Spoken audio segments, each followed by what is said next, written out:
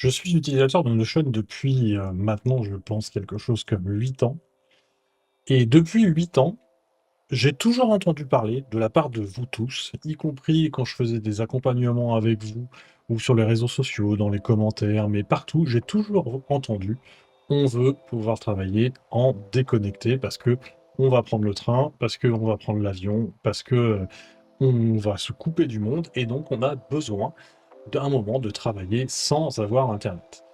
Eh bien, je vous en avais parlé dans une vidéo précédente, lors de la keynote Notion de l'année dernière, qui était à San Francisco et à laquelle j'avais assisté.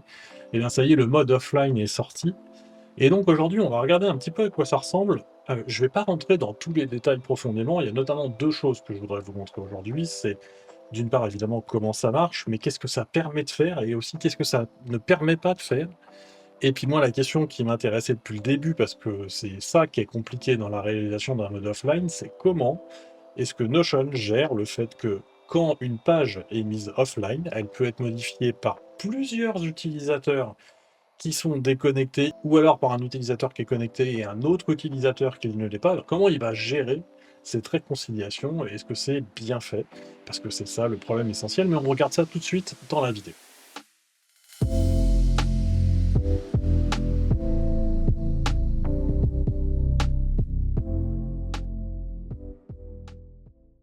Pour commencer et pour vous expliquer comment fonctionne désormais le mode déconnecté, ce qu'il va falloir comprendre, c'est que sur chacune des pages que vous avez à l'intérieur de Notion, mais ça vaut aussi pour les enregistrements en base de données, quand vous cliquez sur les 3 petits points qui sont ici en haut, vous avez un nouveau menu qui est ici là, qui est disponible hors ligne. Alors ce qu'on va faire là pour l'exemple, c'est qu'on va passer la page que vous avez à l'écran en disponible hors ligne, et vous voyez qu'en dessous, il nous dit qu'il a téléchargé la page. Et puis maintenant, bah, tout simplement, on va se déconnecter d'internet et vous allez voir ce qui se passe dans mon espace de travail. Donc là, je viens de me déconnecter. On va vérifier. Bah voilà, il nous dit travailler hors ligne, donc ça c'est parce qu'il a détecté la perte de réseau. Et donc vous allez voir que désormais mon espace de travail a changé. Alors il y a plusieurs choses, c'est que ici vous pouvez constater qu'on a un icône qui nous indique qu'il n'a plus accès au cloud et donc à internet. Et on constate aussi qu'on a certaines pages, notamment la boîte de réception ici, qui sont devenues grisées, mais pas uniquement. Si par exemple j'ouvre ici mon menu opération, eh bien vous voyez, tout est grisé, hein, sauf la partie base de connaissances et la page home qui est ici. Si je vais dans la base de connaissances qui est ici, on constate qu'on a une partie des pages qui sont ici et qui ne sont pas grisées, et on a une partie des pages qui sont grisées. Et la page home sur laquelle j'étais, qui est celle que l'on a mis hors connexion, vous vous rappelez, en appuyant sur les 3 petits boutons ici et en cliquant sur disponible en ligne, et ben cette page-là, elle est toujours accessible. Donc en fait, concrètement, ce qui va se passer, c'est que vous allez avoir 2 possibilités. La première possibilité, c'est que vous pouvez vous-même mettre des pages sur lesquelles vous allez par exemple travailler pendant un vol en avion ou pendant que vous n'aurez pas accès à du réseau, peu importe le moment.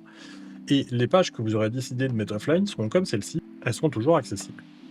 Mais Notion, il est un peu plus intelligent que ça, c'est que lui, sur la base des dernières pages que vous avez enregistrées et des pages que vous utilisez le plus, il va également stocker automatiquement les pages en question de façon à ce que vous ayez accès hors ligne. Donc là, typiquement, tout ce qui est dans la base de connaissances, donc par exemple cette page-là, améliorer les prompts, eh bien, elle est toujours disponible parce que c'est une page que j'ai créée récemment et qu'il estime qu'il est pertinent de garder la page en question offline. Si je vais dans mon menu opération ici, donc je retrouve ma base de connaissances qu'on a vue juste au-dessus, et je constate ici dans les tâches que j'ai une base de données de tâches qui, elle, est disponible. Donc ça, c'est ma base de données de tâches pour aujourd'hui, et on voit que toutes les tâches sont disponibles, parce que si je vais sur n'importe laquelle de ces tâches-là, eh bien vous voyez que la page est disponible et je peux la modifier.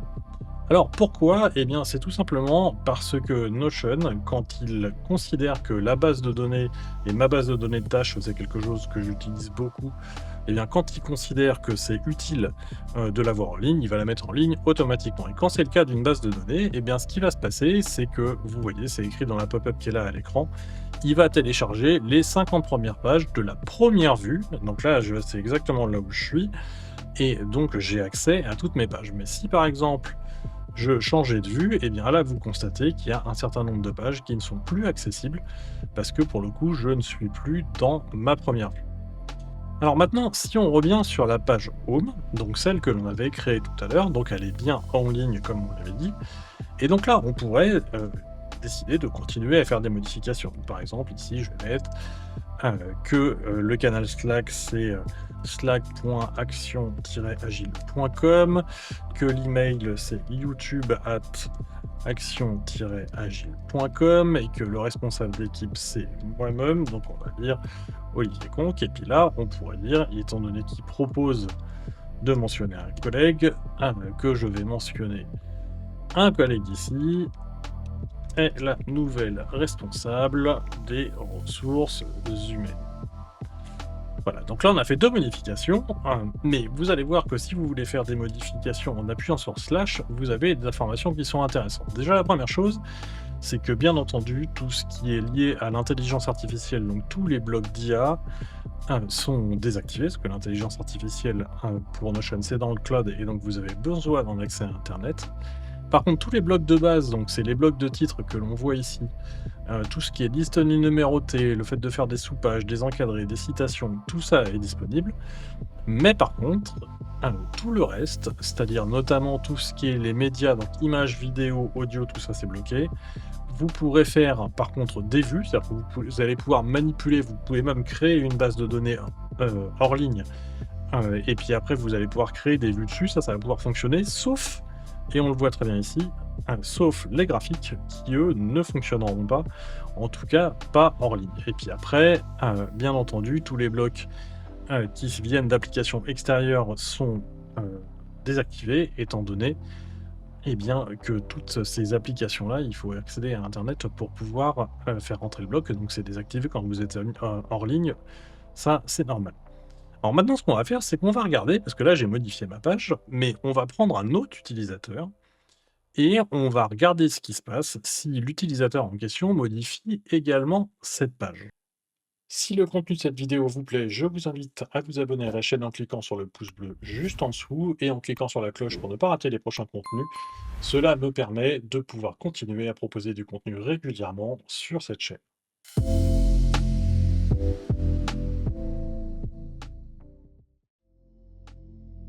Alors pour faire ça, eh bien, ce que je vais faire, c'est que je vais fermer mon Notion et je vais afficher cette page-là qui est dans un navigateur, et vous voyez qu'elle est dans une session d'un utilisateur différent. Et donc la session de cet utilisateur différent, elle affiche la page sans les modifications, étant donné que les modifications n'étaient pas apportées en mode connecté, et donc il n'a pas eu les modifications en question. Donc ce qu'on va faire, c'est qu'on va apporter d'autres modifications. Donc, par exemple, disons que cet utilisateur-là va écrire plutôt canal Slack 2, et puis que le responsable, ça va plutôt être cindy@action-agile.com. Le responsable d'équipe, par contre, lui, ça restera toujours le même. Et puis à propos de l'équipe, on va mettre Olivier est le responsable d'équipe, et Cindy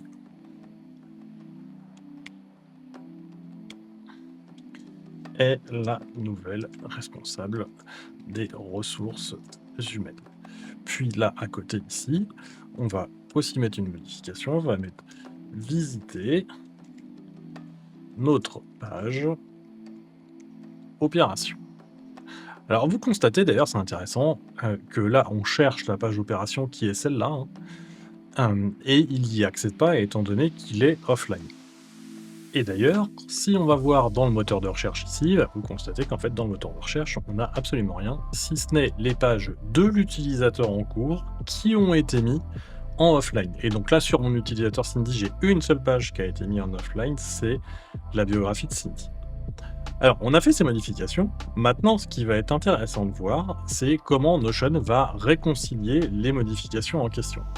C'est-à-dire que ce que je vais faire, c'est que j'ai un utilisateur qui est sur donc là, le compte d'Olivier avec les modifications qu'on a fait là.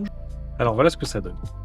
Une fois qu'il a fait la réconciliation, et vous avez vu, pour que la réconciliation se fasse, il faut que les deux utilisateurs se reconnectent à Internet, évidemment, parce qu'il faut que Notion puisse récupérer ce qui est en local pour l'envoyer sur le serveur et qu'ensuite il y ait réconciliation pour tout le monde. Et donc, ce qu'il a fait, c'est qu'en fait, il a mis les 2 contenus qui ont été créés par les 2 utilisateurs. Donc si on se remet ici, vous voyez, ça, c'est la modification qui a été apportée par Cindy et ça, c'est la modification qui a été apportée par Olivier.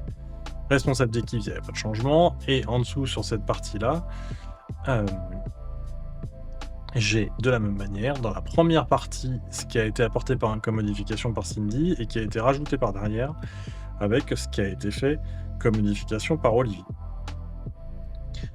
Alors, on pourrait regretter le fait qu'il n'y ait aucune autre indication. C'est-à-dire que ça serait bien, au moment où la réconciliation s'opère, que Notion dise quel utilisateur a mis quelle modification. Parce que là, en fait, je n'ai aucune information. C'est-à-dire que je sais juste que j'ai mes 2 contenus qui, en plus, sont plutôt mal concaténés, mais je n'ai aucune information. Alors, ce qu'on va faire, c'est qu'on va aller voir ce qu'il y a dans les historiques de version, pour savoir ce qui s'est passé. Sauf que, si vous regardez bien, j'ai la version d'origine, donc dans laquelle il n'y a rien, j'ai la version suivante dans laquelle il n'y a toujours rien d'ailleurs, et j'ai donc ma version actuelle, mais je ne vois pas qu'il y a eu une modification qui a été opérée par Cindy et une autre qui a été faite Olivier. Enfin bref, tout ça pour dire que la mise en commun des modifications opérées par chacun est quand même d'une qualité relativement médiocre. Donc faites attention si vous travaillez en équipe pour ne pas avoir ce genre de choses qui arrivent dans vos espaces de travail.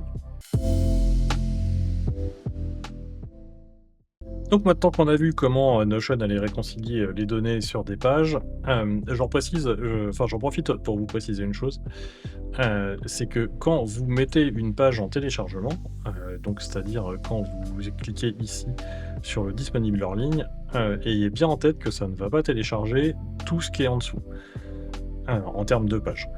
Par contre, si vous êtes dans une base de données, on en a parlé tout à l'heure, et on l'a vu, Notion va télécharger les 50 premières lignes de la 50 première vue, c'est important, c'est la première vue, et uniquement la première vue sur laquelle ça va être téléchargé. Alors, vous avez une possibilité quand même de paramétrage de ce qui est fait dans le mode offline, en allant ici dans le paramétrage de Notion, et vous avez un nouveau menu ici qui s'appelle hors ligne. Et quand vous allez dans le hors ligne, vous allez pouvoir faire plusieurs choses. La première chose, c'est que vous allez pouvoir activer ou désactiver les téléchargements automatiques. Donc les téléchargements automatiques, c'est ce qu'on a vu tout à l'heure, c'est-à-dire que c'est toutes les pages que lui va télécharger parce qu'il estime que ce sont les pages pertinentes dont vous avez besoin en étant offline. Et quand vous êtes en dessous, eh bien, vous voyez les pages qui ont été téléchargées. Alors vous pouvez lui demander de filtrer sur soit les pages qui sont téléchargées donc, par vous, c'est-à-dire ça c'est les pages que moi j'ai mis offline, donc c'est ce qu'on a fait en tout début sur la page Home de Notion Flow, et il y a les pages qui sont téléchargées par Notion, et donc ça c'est les pages que lui a considérées comme étant utiles à être mises disponibles offline, et là ce qu'on va retrouver, c'est effectivement les pages que j'ai vues récemment en fait, et donc c'est ça qui va mettre disponible en ligne et qui va faire tourner au fil de l'eau. Mais si vous voulez être sûr parce que vous allez partir en avion ou parce que vous savez que vous allez être indisponible, alors il va falloir que vous vous assuriez que vos pages soient disponibles. Et donc, si vous voulez être vraiment sûr de ça, je vous suggère assez fortement d'aller choisir vos pages vous-même sur ce que vous allez vouloir mettre offline.